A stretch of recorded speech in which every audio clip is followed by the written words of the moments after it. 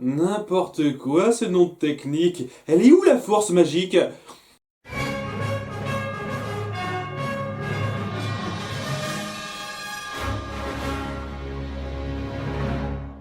Bonjour, je suis Mayolek et je suis Disneyphile.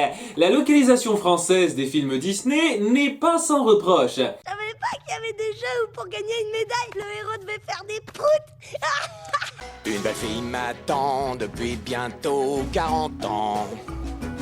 Ouais, et on va s'intéresser aux dérapages dans leur traduction de titres de films. Le titre d'un film est un label qui nous renseigne à un certain degré sur le contenu, des fois de façon basique, d'autres fois de façon plus subtile. On peut même faire un peu les deux. Lucie, bien que j'exècre ce film, a un titre relativement ingénieux qui mélange le basique avec le nom de l'héroïne et le subtil avec l'hommage à la toute première femme dont on a trouvé la trace. Mais il arrive que passé la case France, il y ait certaines subtilités qui se perdent. Les exemples ne manquent pas. Et nous allons nous pencher sur les charcutages qu'ont subi certains titres Disney sous le signe de l'hexagone.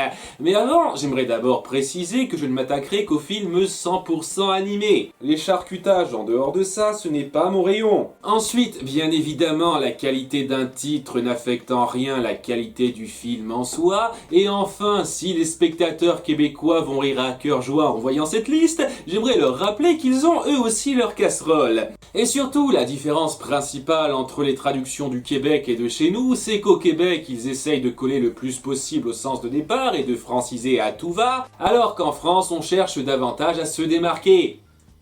Ce qui n'est pas souvent pour le mieux comme on le verra, mais il y a des cas où ça parvient à ne rien gâter en restant au même niveau. Zut, des fois ça parvient même à rajouter de la subtilité. Mille et une pattes est un titre plus ingénieux que A Bug's Life car il illustre davantage la diversité des créatures du film tout en faisant une double référence bien sentie. Parfois même enlever de la subtilité joue en faveur du titre.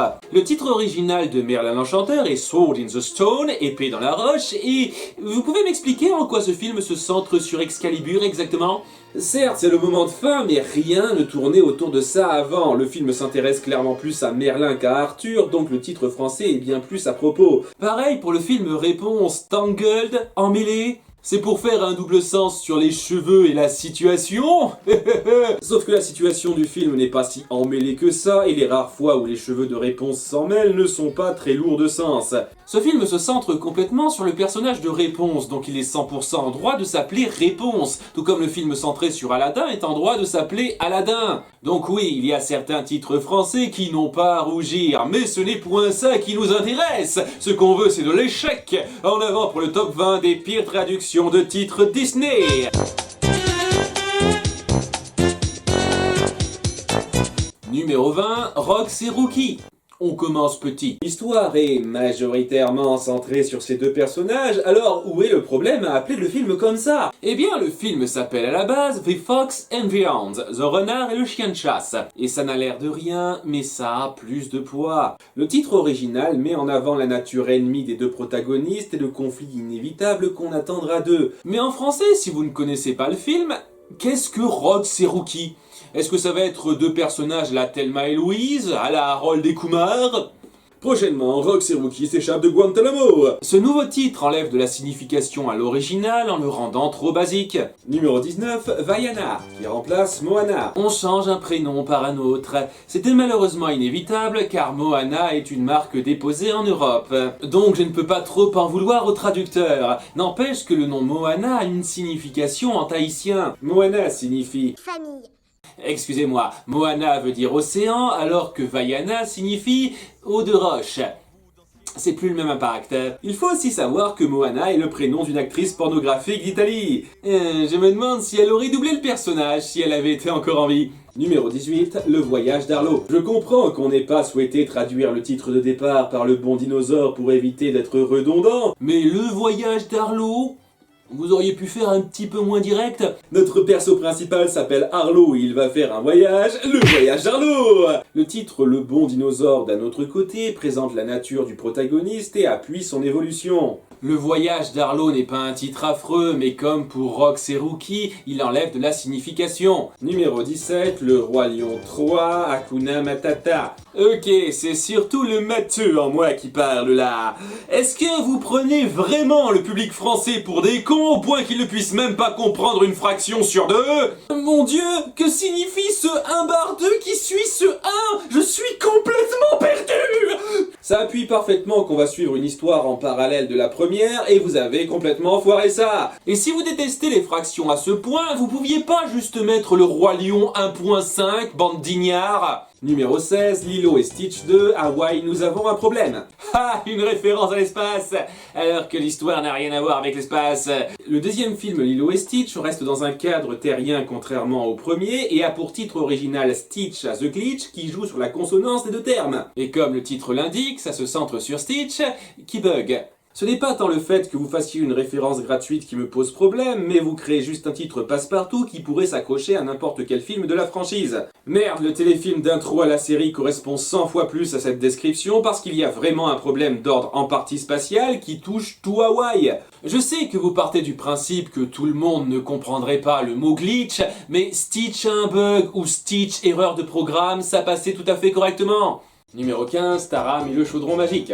Ok, c'est pas tant le fait qu'on colle le nom du personnage principal dans le titre qui me dérange, mais... chaudron magique? Black Cauldron, chaudron noir, ça évoque les forces sombres, la magie des ténèbres, le truc qui s'associe très bien à la résurrection d'une armée de squelettes. Mais à la place, on a chaudron magique! Allez les enfants, allons tous faire de jolies potions avec Tonton Seigneur des Ténèbres!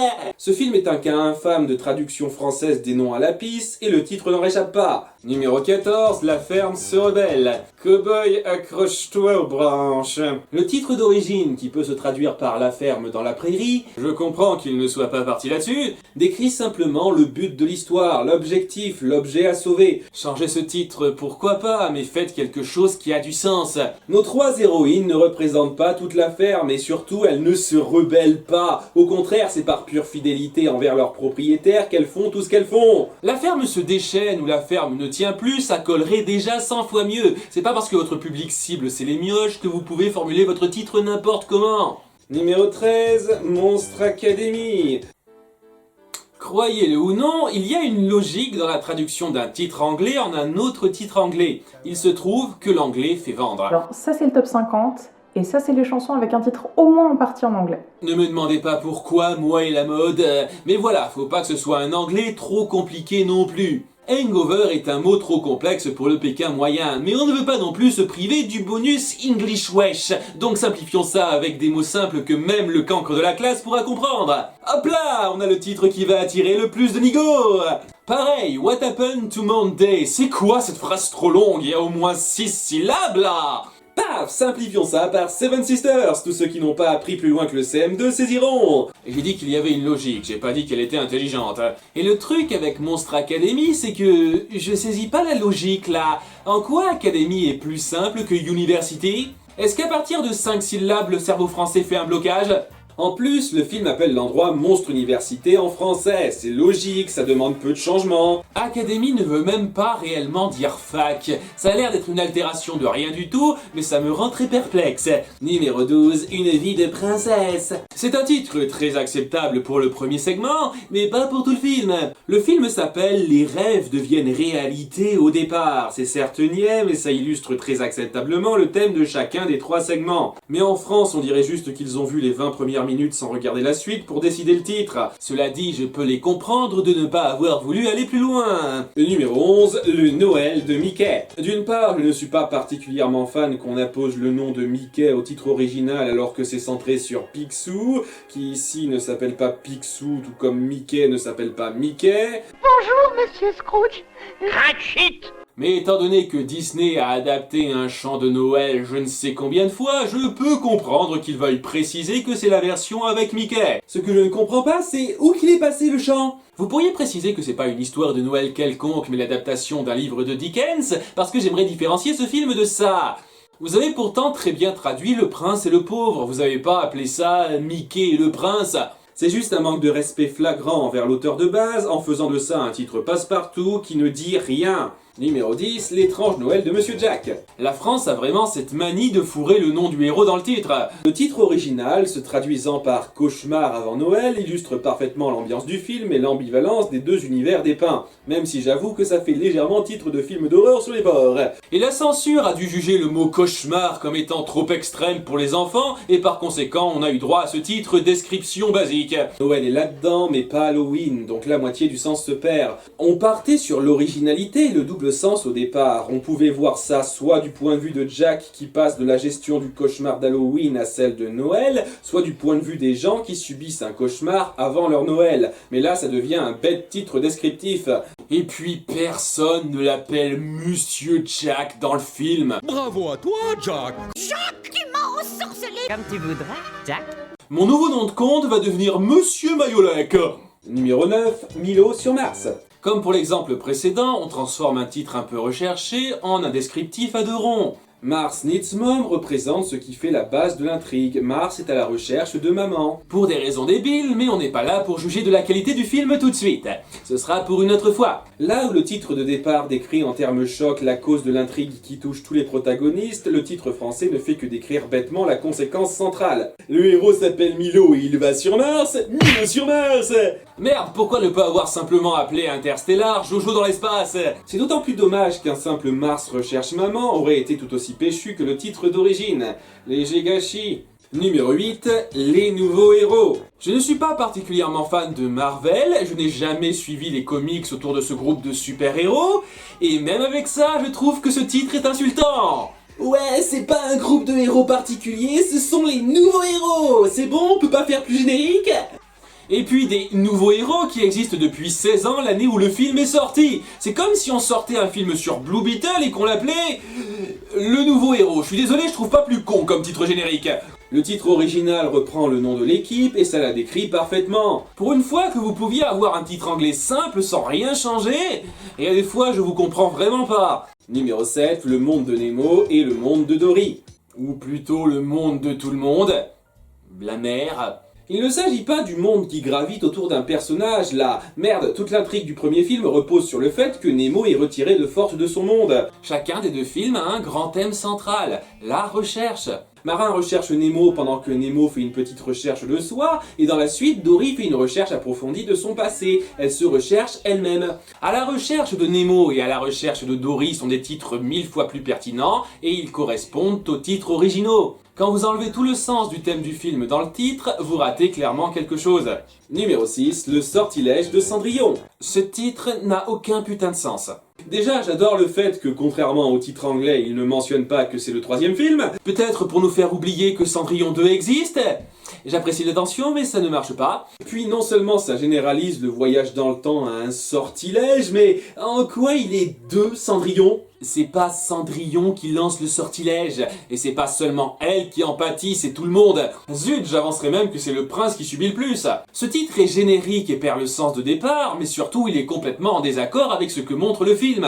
En comptant l'intro nunuche, le sortilège de Cendrillon a vraiment l'art de partir du mauvais pied chez nous. Numéro 5, le secret de la petite sirène. Quel secret? Le secret que d'autres gardaient avant elle et qui est découvert en moins de 15 minutes une fois qu'elle est mise au parfum? Ah oui, tout gravite autour du secret d'Ariel, là! Le titre original parle des débuts d'Ariel, de ses débuts en tant que fan de musique, j'imagine, c'est pas super clair, mais au moins ça souligne bien le côté préquel de l'histoire. Mais le secret de la petite sirène, on dirait le titre d'un épisode de la série.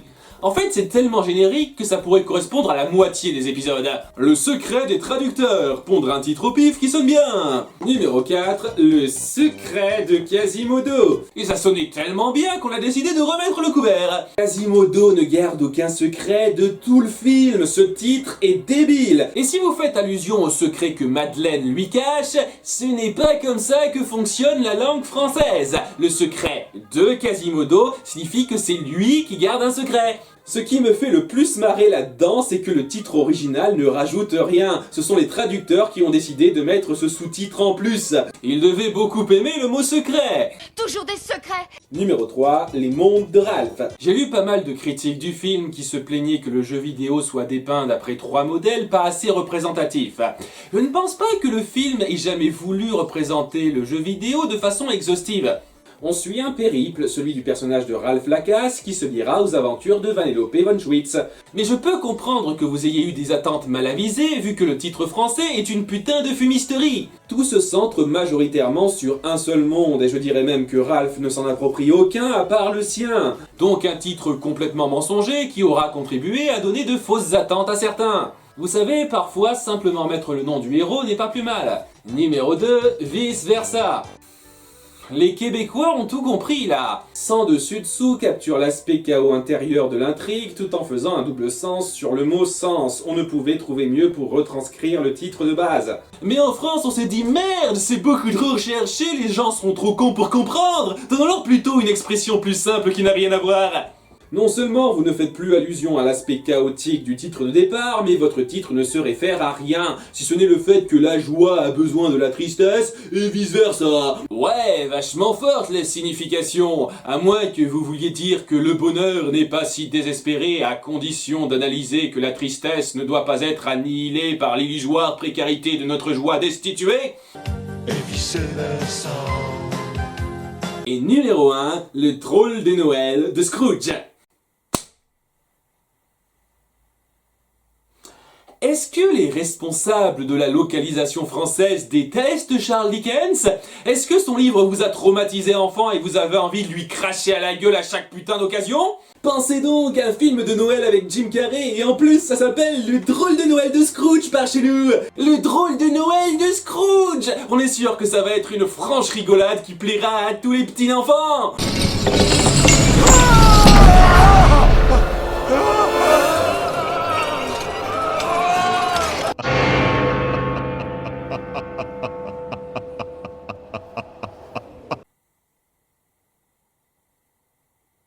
Super, c'est pas vous qui allez devoir payer leur séance chez le psy après ça. Je ne compte pas le nombre de commentaires que j'ai lus de parents qui ont dû faire sortir leurs enfants en pleurs du cinéma. Non seulement ce titre est niais au possible, mais il est en totale inadéquation avec le ton du film, et c'est l'une des pires insultes qu'on puisse faire envers une œuvre et le public qu'elle devrait cibler. C'est une chose de chier sur le nom de l'œuvre de départ, mais participer à une publicité mensongère pour attirer les enfants à voir des images perturbantes sans se douter de rien, c'est criminel.